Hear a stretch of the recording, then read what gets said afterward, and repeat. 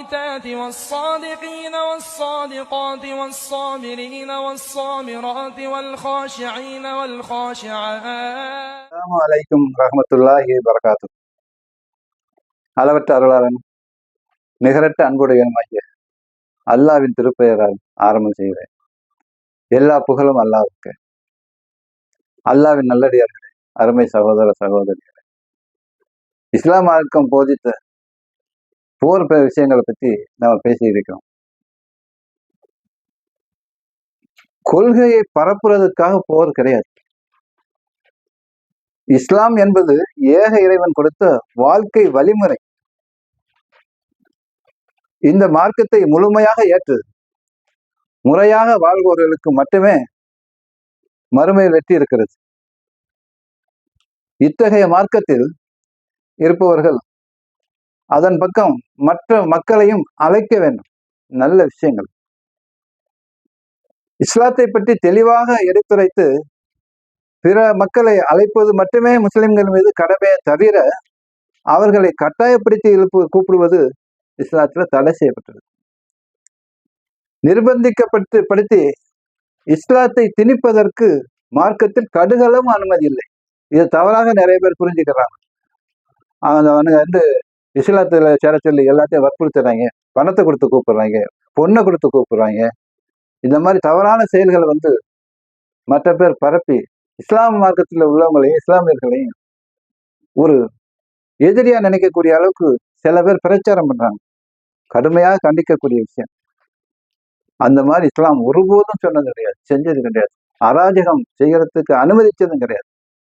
இப்படி இருக்கும்போது இஸ்லாத்தை பரப்புவதற்காக அதன் கொள்கையை மக்கள் மீது திணிப்பதற்காக போர் செய்ய இஸ்லாம் தூண்டுமா? இதை ஆதரிக்குமான்னு கேட்டா எப்படி ஆதரிக்கும்? இந்த மாதிரி காரியத்துக்காக மதமாற்றம் செய்யணுங்கிறதுக்காக போர் செய்யறது இல்லை இஸ்லாம். யோசித்து பாருங்கள். அடுத்த நொடியே இதை இஸ்லாம் அனுமதிக்காது, அறவே அனுமதிக்காது என்று நமது மனதும் நாவும் சொல்லும். இதுவே நிதர்சனம். இது புரியாதவங்க தவறான கருத்துக்களை சொல்லி இஸ்லாமியர் மீது வெறுப்புகளை ஏற்படுத்தி மனிதர்களை மிருகமாக்குற அளவுக்கு பயிற்சிகளை கொடுத்துருக்காங்க. இந்த மார்க்கத்துல எந்த வற்புறுத்தலும் இல்லை. வழிகேட்டிலிருந்து நேர்வழி தெளிவாகி விட்டது. தீய சக்திகளை மறுத்து அல்லாஹ்வை நம்புவர் அருந்து போகாத ஒரு கடினமான ஒரு ஸ்ட்ராங்கான கைத்தை பிடிச்சுக்கிட்டாரு அப்படின்னு சொல்லி அல்லாஹ் சொல்றான். அல்லாஹ் செவி இருப்பவன் அறிந்தவன். திருக்குறான்ல 2வது அத்தியாயம் 256 இது வருது. முகமதே, உமது இறைவனை நாடி இருப்பதால் பூமியில் உள்ள அனைவரும் ஒட்டுமொத்தமாக நம்பிக்கை கொண்டிருப்பார்கள். நம்பிக்கை கொண்டவர்களாக ஆவதற்காக மக்களை நிர்பந்திக்காது. அல்லாஹ் சொல்றான் ரசூலை பார்த்து, மக்களை ஒட்டுமொத்தமாக நம்பிக்கை கொண்டவர்களாக ஆவதற்கு மக்களை நிர்பந்திக்காது. எந்த ஒரு கண்டிஷனுமே கிடையாது. அவங்க ஒரு விரும்பி இதை பற்றி தெரிஞ்சு இதை நல்ல கெட்டதை அறிஞ்சு இதுதான் சரி அப்படிங்கிற உணர்ந்து அவங்களா வரக்கூடியவங்களுக்கு நம்ம தடுக்க முடியாது. இதுக்காக அவங்கள நம்ம வற்புறுத்தியோ கடினப்படுத்தியோ சேதப்படுத்தியோ மிரட்டியோ உருட்டியோ இஸ்லாத்துல சேர்க்க சொல்லி அனுமதி இல்லை. அந்த மாதிரி சேர்க்க வேண்டிய அல்லாஹ் சொல்லலை. திருக்குறான்ல 10வது அத்தியாயம் 99 வசனமா இதை இடம்பெற்று, ஏக இறைவனை மறுப்பவர்களே, நீங்கள் வணங்குவதை நாங்கள் வணங்க மாட்டோம். ஏக இறைவனை மறுப்பவர்களே, நீங்கள் வணங்குபவனை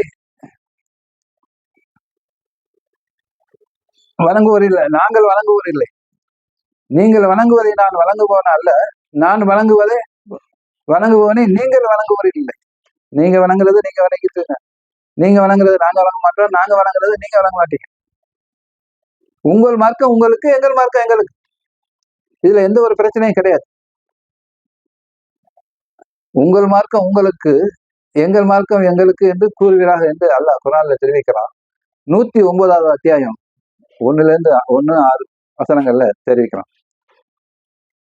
முன் சென்ற இறைவசனங்களை மெய்ப்படுத்தும் வகையில் முகமது நபி ஸல்லல்லாஹு அலைஹி வஸல்லம் அவர்கள் ஆட்சி செய்தார்கள்.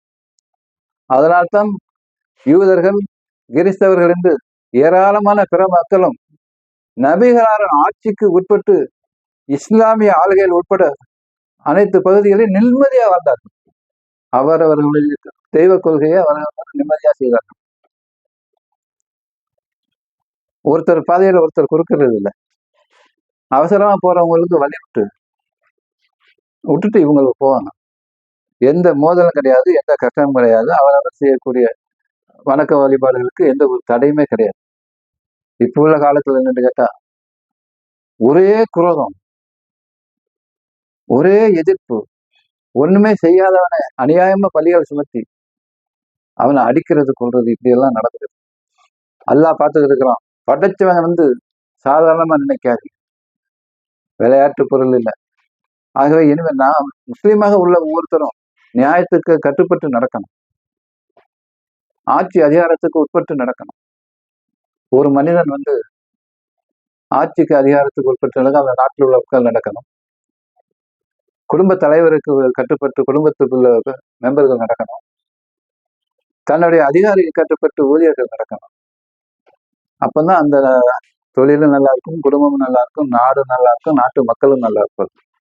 இதனை உணர்ந்து வருங்காலத்துல நாமளால எந்த ஒரு உயிரினமும், மனிதர்களை மட்டும் இல்லை, உயிரினமும் பாதிக்கப்பட்டிருக்கூடாது கவனத்துடன் வாழக்கூடிய நன்மக்களாக ரப்புல் ஆலமீன் உங்களையும் என்னை ஆக்கி அருள்வானா என்று கூறி இந்த சிற்றுரையை நிறைவு செய்வேன்.